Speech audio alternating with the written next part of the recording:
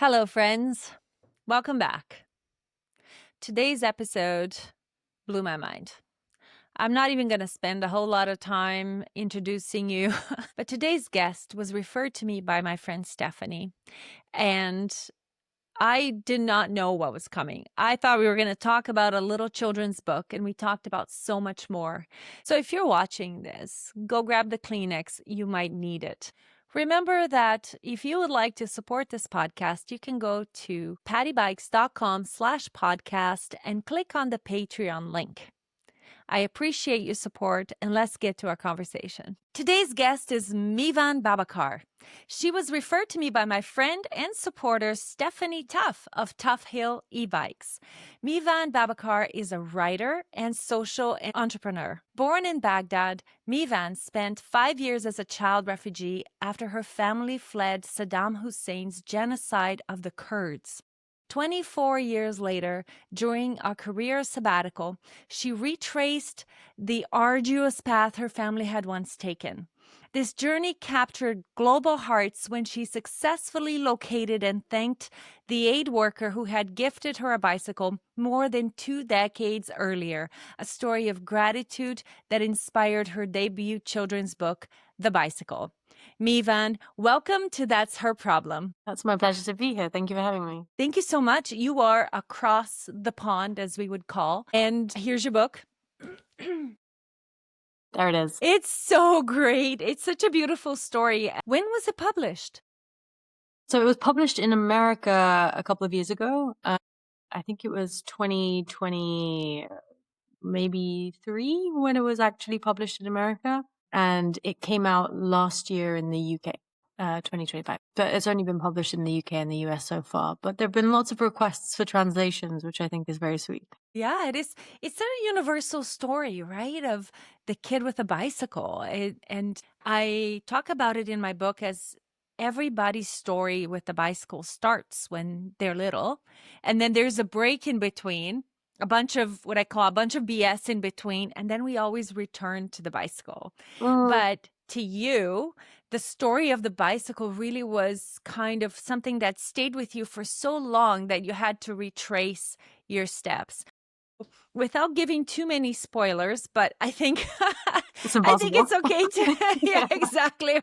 I think that you're gonna have should we just read? No, I'm Yeah, just it might kidding. be easier. These are beautiful illustrations as well. They're not what I would say like typical children's books illustrations. It's just so emotional and raw. And tell me a little bit of the story of how this book came about. I was born in Baghdad to Kurdish parents. So the Kurds are a large ethnic group that are split across Iraq, Iran, Turkey, and Syria. And so they used to be there. They used to have like a land of their own under the Ottoman Empire. But when the Ottoman Empire collapsed, the Europeans essentially came and cut it up into 4 different territories. So my people were split between 4 different countries. And the part that I was born into was in Iraq. My parents are Kurdish from Iraq, and I was born in Baghdad. But around that time, you weren't allowed to, for example, speak Kurdish, or you weren't allowed to wear your Kurdish dress. You had to be Kurdish in secret, essentially. So my mother spoke Arabic fluently. She went to school like speaking Arabic. She learned everything in Arabic. And she obviously had lots of Arabic friends who knew she was Kurdish, so it wasn't necessarily a thing that was unwelcome by the population, but it was unwelcome under Saddam. And there'd already been quite a lot of really horrific moments in the history of the country so far. Just 2 years before I was born, there had been something called the Anfal campaign, which saw a chemical attack on the city of Halabja. It's a town a stone's throw away from where my family grew up. And that was Saddam used mustard gas on the population there. And he, within minutes, 5,000 people had died. And it was one of the worst chemical attacks of that decade, I think. Under all of that tension, there was lots of other things that were stressors on our day-to-day lives. There was a really big uprising of the Kurdish population because so many of the thousands of towns had been destroyed by Saddam in a process that was called like Arabization, which the idea was to destroy the Kurdish towns and either replace them with different groups of people or just flatten them.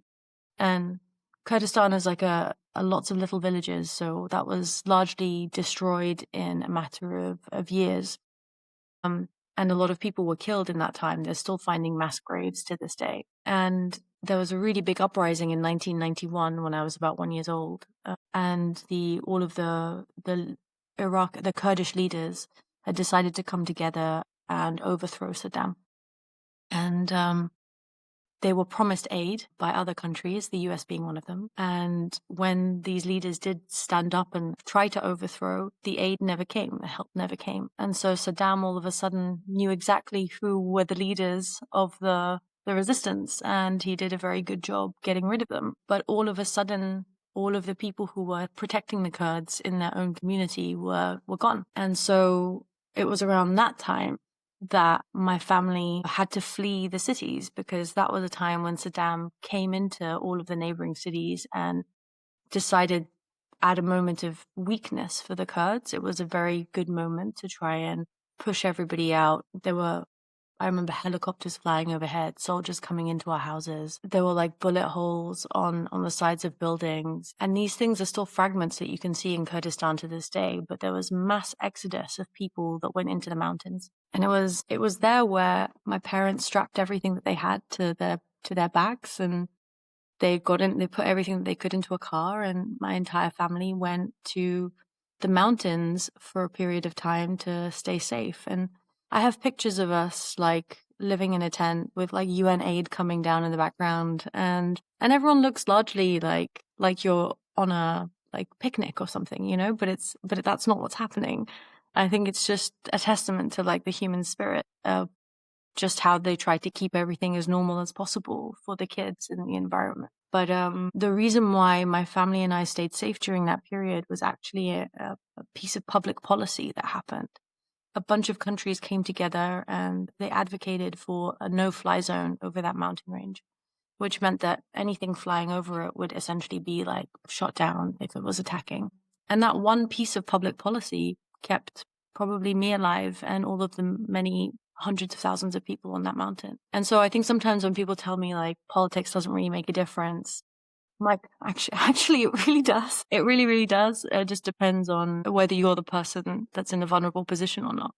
It was at that moment on that mountain that my parents decided this isn't a life for us. And they made the difficult decision my mum and dad decided to leave the country, and everybody else chose to stay behind. And that was a real rupture for me and my family. That was the point of separation. And I didn't see my family again for another 12 years. And I obviously didn't remember them because I was 12 when I went back for the first time ever. But they remembered me. And then from then on, we had a 5-year refugee journey, which goes through many, many other countries. Wow, it's crazy when you think about how this was in the 90s. I moved here from Brazil. I moved to Canada in 1990, and that's the year you were born. Yeah, right? that's right. And all of that was going on. I remember that happening in the Middle East and thinking, wow, this is just so much unrest.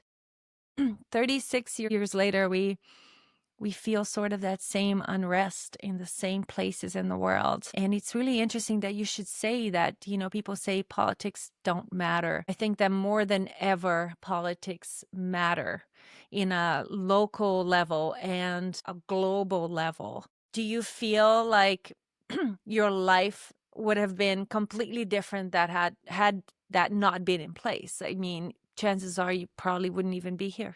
I think if there wasn't that no-fly zone, I wouldn't be here today. And there's a lot of moments where people say that politics doesn't make a difference. But if there wasn't that no-fly zone, I think Saddam would have used that moment to attack the people on the mountain. I think he would have tried to wipe out more of the Kurds, and not just the Kurds, by the way. It was like other ethnic minorities in the region. It was the Yazidis, the Alawites, the Assyrians. Like there's a whole amazing tapestry of ethnic minorities in Kurdistan. And I don't think a lot of us would have made it without these moments. And not just the no-fly zone, by the way.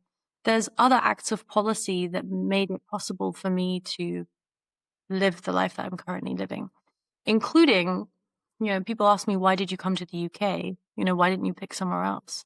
The UK at the time was one of the countries who was giving out citizenship to refugees, which is crazy to think about now because the UK is very much not in that position.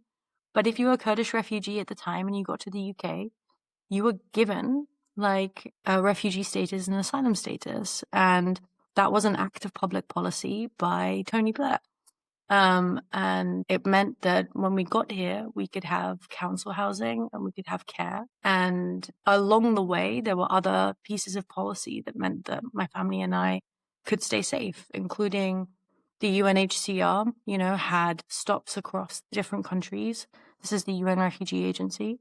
And you could go to them in each country and you could get a piece of paper that would say, I am legally a refugee. And that paper stood for something, And at the time, that was a kind of currency. It was a kind of documentation when you didn't have any documentation. I don't have a birth certificate because it got blown up with my house. You don't think about these things, but actually just the bureaucracy of having a piece of paper, it can be as freeing as it is limiting. And it's not just about public policy existing, but like good public policy helping people at a time when they're vulnerable. I have seen that throughout my period of like my refugee story and beyond. And I can still see that people are working in harder circumstances these days because the kind of collapse that we're dealing with is bigger. It's not just one more, it's multiple fronts. It's climate change, it's extreme poverty and extreme like the difference between like the most wealthy and the most poor is the most extreme it's ever been. And all of those things actually put so much pressure on different countries to make different kinds of policies. So I think everything ultimately comes down to politics and policy at the end of the day. It is a privilege to say, I don't care about politics. And when you can say something like that, it really means that you've never been personally affected in a way that your life is at stake. How is it for you watching what's been happening in Gaza and now what's happening in Iran? Does it kind of bring you some memories? Do you have memories of actually, because it's one thing to look at pictures and go, oh, this is where I was at that time. But do you have those memories of fleeing to the mountains and fearing for your life? My personal memories actually start when I was a child refugee. So I don't remember being in Iraq or being on the mountain. I've spoken to my mother extensively about it, and she's told me about how she felt at the time. Is your mom in the UK with you right now? Actually, she lives in Cyprus. She's a translator. She translates for refugees because she learned so many languages along the way. So for her, she's doing what she can to help people who are still living that story. But, for her, this was like her first child. She was in her late 20s and all of a sudden she was in a war zone. And it's hard enough being a mother, but being a mother in a war zone is something else entirely. The thing that she would always tell me is that it's very important to remember your humanity. And one of the things that the stories she often uses to illustrate that is there was a woman on the mountainside. There were so many children and there wasn't enough baby feed to go around. And everybody was starting to there's a lot of scarcity around it. Like, will I have enough to feed my own child? People were starting to like hoard it. And it's an instinct to keep everybody safe, right? I understand that. But there was one woman who came and she was beside herself, afraid for her child because she didn't have enough food. They didn't have enough feed. And she had been turned away by so many other people. And my mother didn't have the heart to turn her away, but she also didn't want to give away all the food that we had. So she took her cup and she went around to 50 different women and asked each of them to donate a little bit. And they were all willing to give away a little bit in order to help this woman and her child. And I think for me, I try to remember that story because it really illustrates. You were talking about community earlier, and really, to me, that illustrates it. The scarcity of a moment or the fear in a moment is not something that should make you shut down to the suffering of other people. it should be something that actually opens us up to the possibility of helping each other You in a know, different way. this story just makes me think of what the world would be like right this moment if the women were in charge. Because we have, and to get completely sidetracked here, this is the height of the patriarchy. What we're seeing in so many sectors in the global economy, tech sector, everything. The global leaders are these powerful billionaire men, trillionaires even. And what would it be like if the women were in charge? And your mom going around and asking everyone for a little bit so you could have this woman that is the poster for the matriarchy, what it would be like. It wouldn't be about power, it would be about community. Exactly. I And think we could be done right now and we said everything we had to say. That's really powerful, Mevan, and I'm really glad that you have that memory. So going back now and talking about what's going on in the world, in Gaza, in Iran, and so many other places that sometimes doesn't even make the news because there's so much else going on. What does that trigger for you?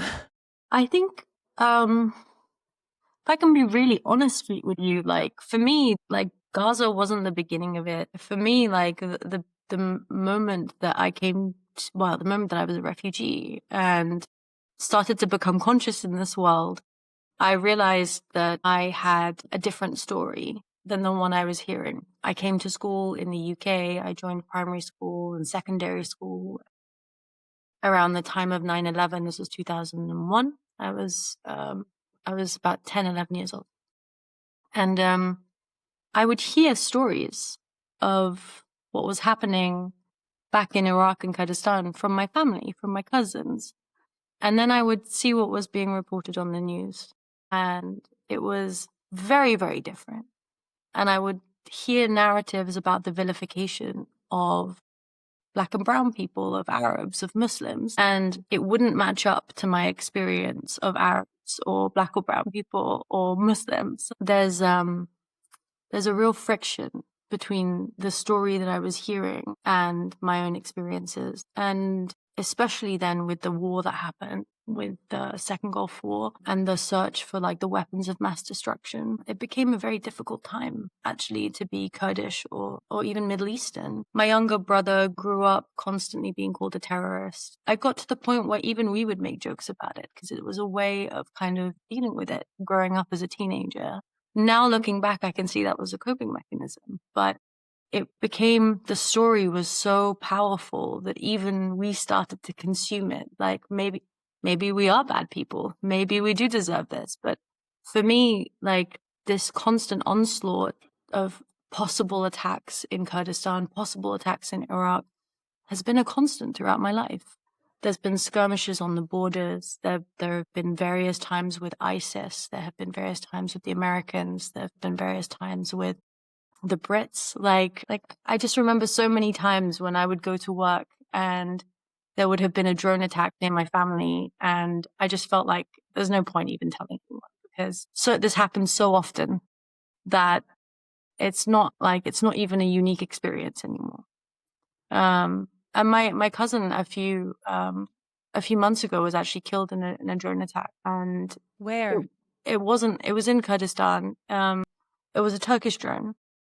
And it wasn't actually related to anything that's happening here. But it is something that is a constant in that region. And I didn't bother telling anyone at work. I didn't bother like mentioning it, taking sick leave or anything like that. And that's not to say that I'm therefore amazing and I can handle it, because I really struggle. But it's also like there is only so much.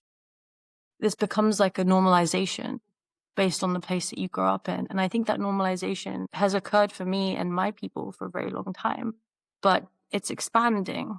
I think that normalization, that kind of pressure that people feel when they're in the diaspora of a country that's being targeted is more and more an experience that people are having in the world.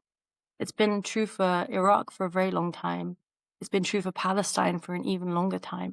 It's happening for Ukraine. It's happening for Sudan. It's happening for Yemen. It's happened for Libya. There are so many places in Haiti, like even like natural disasters. there's more and more people that are in the diaspora that their hearts are in somewhere else and their bodies are somewhere else. And that friction can be a real struggle. The worst part of it, I think, is when you think about it, borders and this identity that we have with the countries we're from or the ethnic group we're from. It's just it's just a concept, right? We're all dwellers of the planet. We all owe it to ourselves to take care of the whole planet. These borders are drawn on a map, yet what do they mean? And we fight so hard for these borders. They become so much of what is meaningful. Why is that? Yeah, growing up, I actually rejected my own culture quite a lot because I saw it as just like, it was very and I mean like between the ages of like, let's say like 7 and like 24. I was trying to assimilate into the UK, and the story is very different in the UK. And if you're going to make it make sense, you have to be part of that. And so a lot of people also reject the place that they come from. And I certainly did for a long time. Um, I did that as an act of self-preservation. And I regret that I did that now, because I also think that my culture has a lot in it that I can be proud of and is beautiful. But our cultures are complex. Our people are complex. It also comes with difficulties. There's still a lot of violence against women. There's still honor killings. There's still ways that people are mistreated, that like LGBT rights are largely like far and few between. So there are still things that are worth fighting for. But I think one of the things that I appreciate more is that even with these lines being drawn in these borders, there is something of an identity that you build for yourself that isn't just the identity of that country, especially if you're in the diaspora. I knew I wasn't Kurdish anymore. I knew I was trying to fit into being British, but the reality is I'm neither. Like, I'm both, right? I'm both and I'm something new. I'm something new that's not just Kurdish, not just British. It's the molding together of something that is different. It's an evolution. It's a change. It's like a diaspora community that is building and carving something new for themselves. And I realized quite late on that I have more in common with people who have had refugee experiences from other countries than I sometimes do with people who grew up just in Kurdistan. And that was a revelation for me, you know? I have a very good friend who's a refugee from Afghanistan, and our experiences are so similar. And that has become my community. That is the coolest thing I've ever heard. And it makes me think of how I, too, coming from Brazil, and I wasn't a refugee. I was very, very privileged. When we arrived here, I was 17 years old, and my father had a job in his profession. It's not like he came here and had to work in a factory doing, just manual labor. It wasn't a factory, but it was a very specific profession that he was trained for. So I'm very privileged, and yet I'm neither Brazilian nor Canadian. In Brazil, I'm too Canadian. In Canada, I'm too Brazilian. And I do have more in common too with people who came from somewhere else and kind of feel sort of that in between state. But what I hear you saying is that the in between is a state. It is a community. It is an identity. And we need to embrace that. Completely. And I think even calling it an in-between makes it something that's not whole in itself. It is whole. It is a whole experience. And actually it's a shared experience that I think probably more and more people are sharing these days. So in some ways, like, I think about it as like when I see the number of refugees in the world growing, I think of myself almost as like first gen, you know, and then there's like these new populations of people that are unfortunately going through the same experience, but I have something I can share with them because I've done it too. And it's borderless, but it's still a community, and we don't have land, but we do have a shared memory. And there's all this like beauty in that knowing that's just not tied to land. When I first got the recommendation from Stephanie, who is a wonderful person. I hope that we get to introduce you to her one time. She is part of a team that designed the bike that I use. It's an e-bike. She said, Patty, you have to talk to Mevan. And when I picked up this book, I thought, oh, let's talk about this bicycle. And here we are talking about creating community, in the in-between, and making the in-between whole. But tell me a little bit about this part of your life where you were sort of going from country to country, and one day you're looking out your window. Yeah, so when my parents decide to leave Kurdistan, we end up traveling for 5 years, which is no one's intention. You prefer for it to be over quickly, but the routes were perilous and it took longer than we imagined. We ended up going to Turkey first, and then from Turkey to Azerbaijan, and we couldn't stay in either of those countries, so we ended up getting one of the long, overnight 3-night trains from Azerbaijan all the way to Russia. I remember this train, we had to stay very, very quiet because we were being smuggled on this train. Wait, you remember this? I remember this, and I'll tell you why I remember this. I remember because my mother would take me into the bathroom and we would play a game. And the game was who could be quiet the longest. That's like a mom game. And I loved this game. Yeah. I kept winning. But she said it was very difficult to keep a 3-year-old, quiet for that long. But I remember that it was that's the only part I remember, and only fragments, My proper memories start when we actually arrived in Russia, and we were in Russia for about 2 years. And Russia, we arrived when it was like the depths of winter, and we were not prepared in any way. We didn't have anywhere to stay. We didn't know anybody. Russia had just been through the collapse of its political structure at the time. There was a lot of poverty. There was a really difficult period in its history that it was just trying to come out of. And it was also, frankly, very unwelcoming to people who looked different. And although there was times when my father, who's more darker skinned than me, would be stopped in the street and for no reason at all, he'd be taken to prison, there were also times when people were extremely kind. They would give us coats, they would give us shoes, they would give us a place to stay. And actually, one of the memories I have that I cherish is that we stayed with an older woman. She was a Russian lady.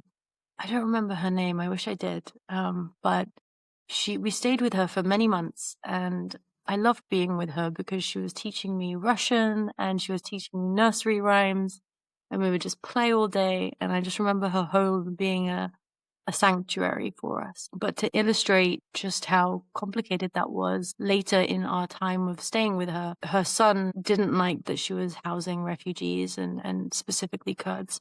And so he came with a group of his friends and they trashed his mother's house, and they beat up my parents in front of me, and they threw this woman into a bookcase.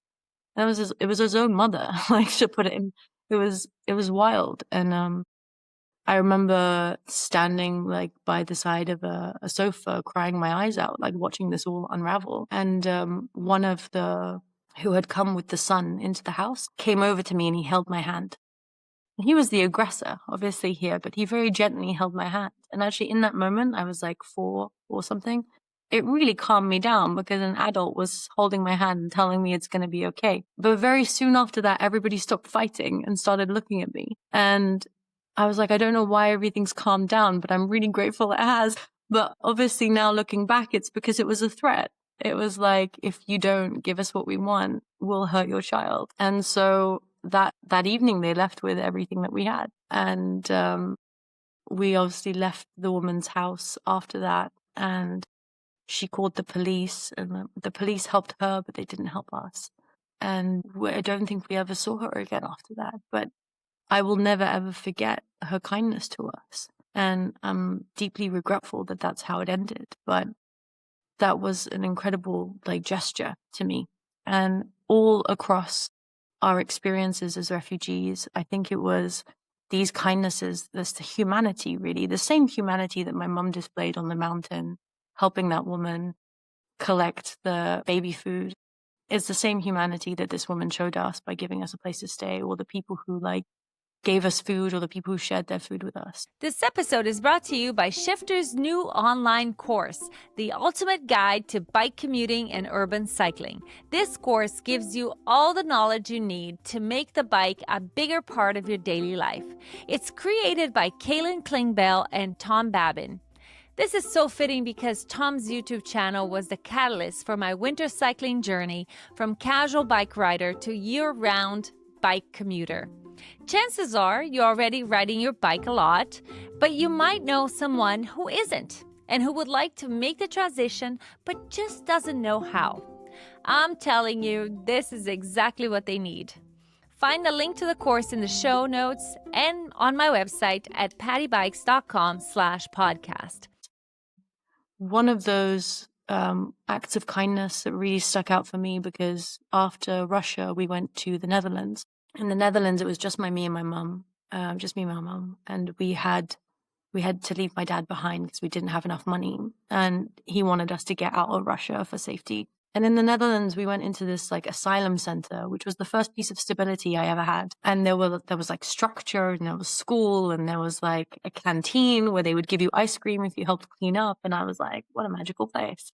And I remember everybody would speak different languages, and they'd all have different food, and they'd all have different stories. They'd all handle their grief differently as well. You know, some people laugh through grief, some people cry through grief. And I remember you would always see groups of adults that were either like hysterical crying or hysterical laughing. And it felt like there was nothing in between. But I got very, as we went more and more through this journey, I felt more and more as a kid scared. Like I felt more and more invisible and more small. And I didn't really feel like I mattered very much, because the world had told me time and time again, you don't matter that much, you know, like it doesn't matter if you don't have a place to stay. It doesn't matter if you don't have a place to eat. So when we got to this asylum center, there was a lot of kids that would play outside, and I wasn't very, very into that. I would stay inside a lot of the time. Until one day, one of the aid workers, I only knew him as App, which means monkey. He came to the place that I was staying, and in the back, he had a van with him, and in the back of his van, he had this red, shiny new bike. I didn't even have toys, so getting a brand spanking new bike, I just felt my like 5-year-old heart explode with joy. And in fact, I remember thinking, is this for me? Like, this can't be for me. This must be a mistake, because I don't get things like this. And the reason why that feeling stayed with me for 25 years is because I had to reimagine my self-worth in that moment. I didn't think I deserved this bike. And in that moment, here was somebody who told me, not only do you deserve this bike, but it's yours forever. You can play with it. You're allowed to play. And I just hadn't had that before. And so this bike becomes incredibly meaningful to me, and this moment becomes meaningful to me. And it wasn't very long until after that experience, we had to leave the Netherlands.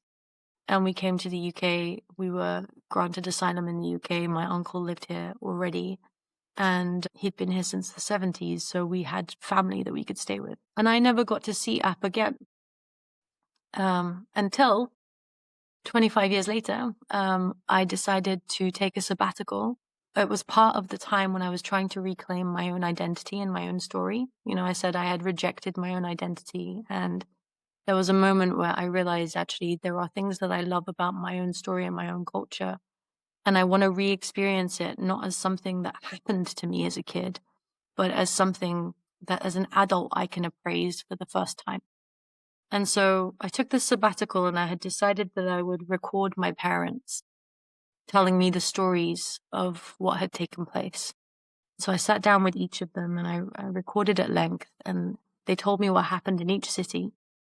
And then I plotted a route, and I went back to Iraq, I went to Turkey, I went to Azerbaijan, Russia, the Netherlands, and back to the UK. And I went back to those places and listened to the stories once I was actually physically in the location.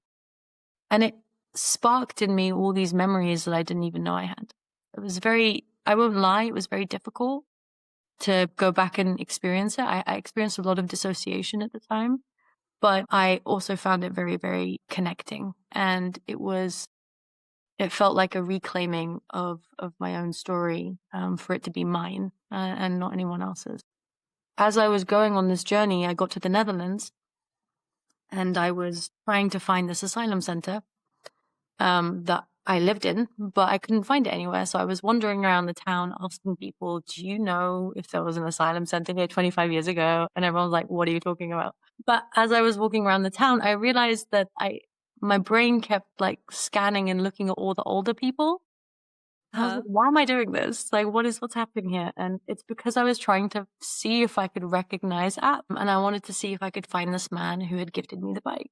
And I didn't find the asylum center. I didn't find App. My flight was in 24 hours, and I was just like, oh well, I tried. So I sat down and I had like I remember I had an apple pie and I had a little coffee, and I was like, what should I do? I have no idea what I should do. I was like, well, I've got 24 hours. Why don't I just post on the internet? What's the worst that could happen? Like a couple of people could like it. Maybe I'll just delete it in an hour if it doesn't get any traction. It's fine, you know? And it was a very Hail Mary kind of last minute, let's see what happens. And I had this picture of App that I'd gotten from my mum, and I posted on Twitter. I said, hey, internet, this is a long shot, but this man gifted me a bike when I was 5. My heart exploded with joy. I was a refugee. I'd never received a gift before. It's so meaningful to me. I actually said, I just want to know his name. Does anyone know his name? And because I had worked in and around journalism for some time, all of my journalist friends retweeted it. And these are like people at the New York Times, the BBC, the Guardian, etc. And it just, within minutes, it had so much attention. Within like 20 minutes, a local news station had reached out to me and said, are you still in Zwolle, like the town? I was like, yeah, I'm still here. I'm just having my apple pie in the library. What are you talking about? I just tweeted this thing. Yeah. And they were like, well, our office is 20 minutes away. Do you want to just walk to our office? And I was like, sure. Like, so literally within an hour, I was in a local news office working with a journalist, recording a VT, and then they started investigating the story for me. And at this point, I had had like thousands of likes and retweets on this post. And it was just exploding. And people were messaging, asking for more information. They were like tagging in people in that period of time that had been refugees or had been in the Netherlands. And it just exploded. And it took about 4 to 5 hours before somebody said, I think I know him. Let me just reach out to him and his family on Facebook.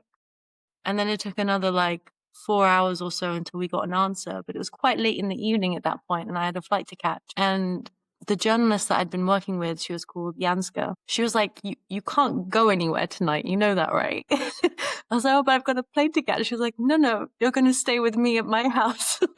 Yeah, there is no way you did this whole thing and you're getting on a plane right now. Yeah. Exactly. So she very kindly like let me stay in her guest room, and we had a nice dinner and we had a nice chat. And by the next morning, somebody had found him. They'd agreed with him that I could go visit, and they drove me 3 hours to go and meet this person. And it was kind of, honestly, and at this point, the post was on like hundreds of thousands of people.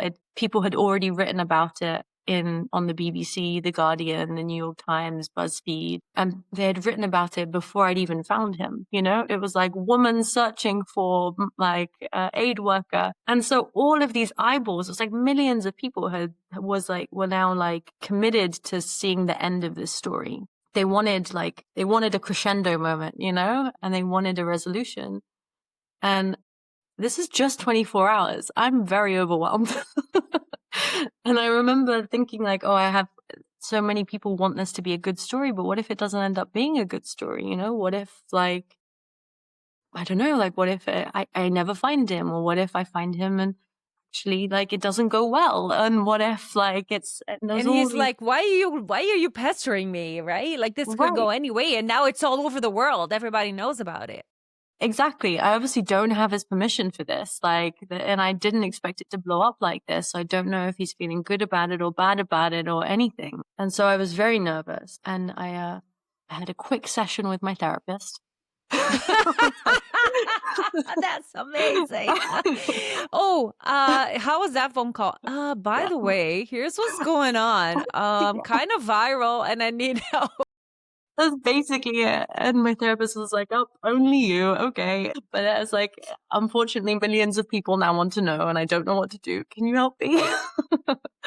And it was really good that I did that, because after that call, I realized that there was something about this experience I wanted to keep to myself. I didn't want to share it. And that was the moment that I met App again for the first time. I didn't want it to be recorded. And lots of people asked to send like camera crews and things like that. And I had to be very They wanted that Oprah moment, right? Like that sensationalism. And you're like, no, no, no, this is not the story. It's not that. At least it's not that for me, you know? And I know that it would have been a good story for everyone else, but that wasn't my priority. My priority was to reconnect with somebody and for that moment to be a genuine moment of connection for me, not for the world. And I felt like if there were so many cameras around me, I would be so focused on the performance of meeting the person that I wouldn't actually be present for meeting the person.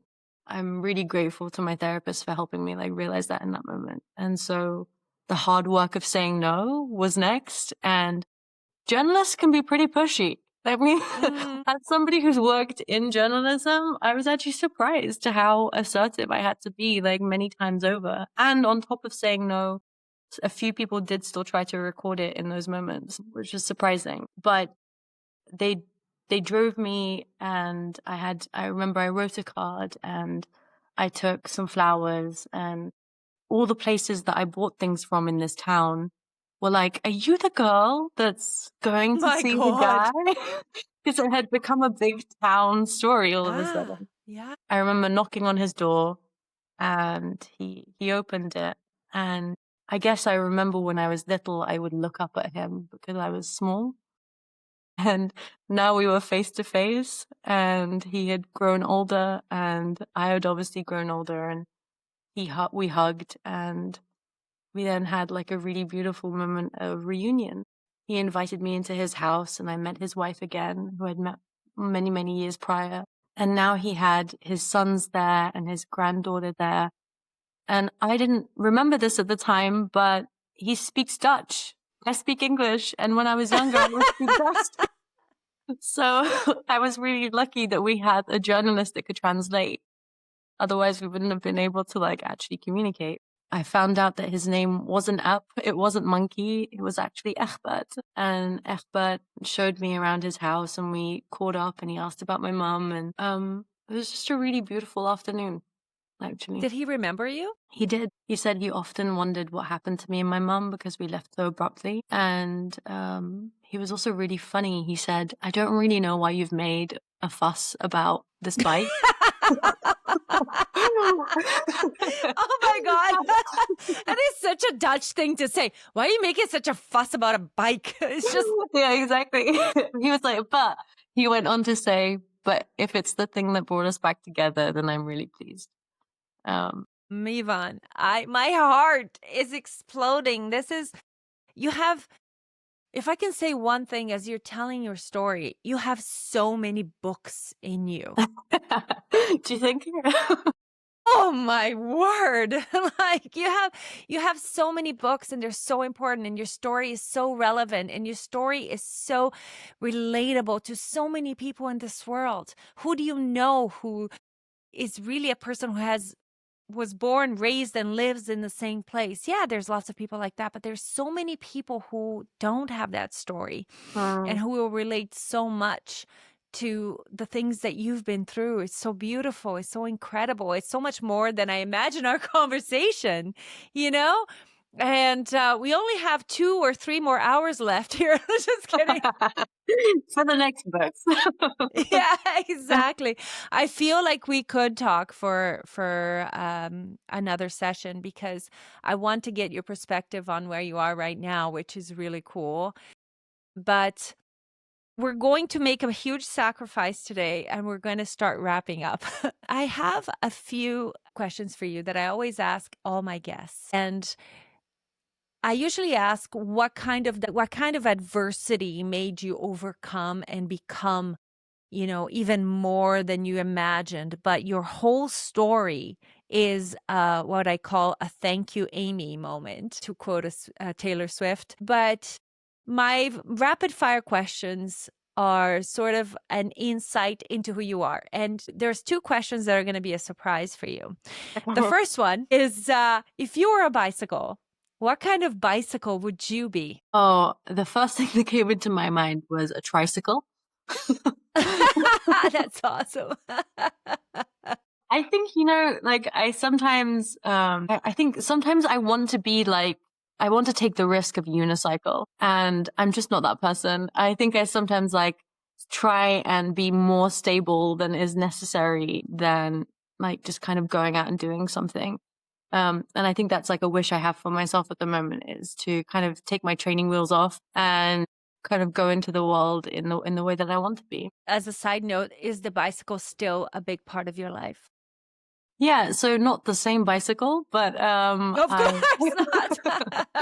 when I Is go it into still schools, red, though? that's like the number one question I get asked in schools is, "Do you still have the bike?" I'm like, "No," but I have my own. I have a bike. It's actually a very recent thing. Kind of reclaiming the bike, and the book helped me reclaim it. Actually, when this story became such a big thing, I realized that there was still a child in me that was desperate to play again. And I hadn't really given her that opportunity. And a bike felt like the best way to do that, given everything else. It really is. I was just speaking about my book in at my work. We had an event, and I said to someone, it is not my fault that the bicycle is the answer to everything. It really helps you connect to your childhood. It helps you connect to your community, to the planet, to your pocket, right? So I'm so glad, because if you said no, I would be I'd have to delete this conversation. No, it's very much a big part. And actually, my partner and I have an ambition to do a London to Paris bike ride sometime soon. Okay, we're in. You just let me know when. We will go meet you, and my partner and I want to do some some traveling as well. My brother lives in the Netherlands. Oh, okay. He lives in Eiburg in Amsterdam. So I think we need to sort of go London, Paris, Eiburg. Done. Next summer. Yes, I'm in. The second question is, what is your superpower? I've been told that I'm very good at getting things off the ground. So if something is just like an idea, a dream, I'm very good at taking it from a dream to reality. So I think I do the startup phase of things very, very well. The middle, I don't like so much, but the start and the end, I'm fantastic at. That's okay. We can get people for the middle. Exactly. That's awesome. And the third question is, do you have a book recommendation by a female author?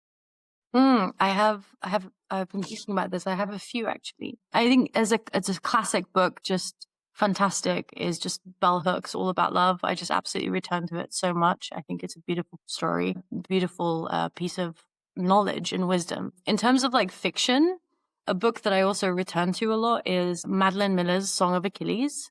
And I just think it's written so beautifully. Like, it's one of those books that I feel like is so lyrical. And I would also just like, in terms of poetry, like to give a shout out to my friend Hasti, who's written a really beautiful book of poetry called Young, Dumb, and Full of Poems. And I love that. Young, dumb, and full of poems. It's a beautiful collection of poetry. And she's Iranian British, and a lot of it pulls from her Iranian heritage, which is really beautiful. Very cool. Well, Mevan, it's been such a pleasure. I feel super, super lucky. And after we're done this conversation, we are going to schedule the next one, because I know you have a lot more stories in you, but I thank you from the bottom of my heart, and can't wait what's next for you, because there are many, many, many books in your in your head. And I think that you just got to get started and get help with the middle and then finish Exactly. well. Yeah, I get stuck in the start too often. It's been a real pleasure, Patty. Thank you so much for making the time for this and for having me on the podcast. And thank you to everybody who listens as well. Thank you so much, Mevan, for joining me for our conversation today. And if you enjoyed this conversation, I'd love to hear your feedback. Please go to pattybikes.com/podcast and send me a voice memo. Thank you again, Stephanie, for connecting us. And thank you, Mevan. I cannot wait for our next conversation. One of the things that we did not talk about in today's episode is how Mevan was Google's news and information credibility lead. And she has recently quit her job in the tech sector. So there's a story behind there that we're going to explore in the future, so stay tuned for more. For today, I'd like to thank my Patreon supporters: Andrew, Michael, Nikki, Tim, Howl's Emporium, Luke, Linda, Rod, Julia, David, Stephanie, Jason, Emma, Misty, and Adam. Stay tuned for the next episode, and for now, that's her problem.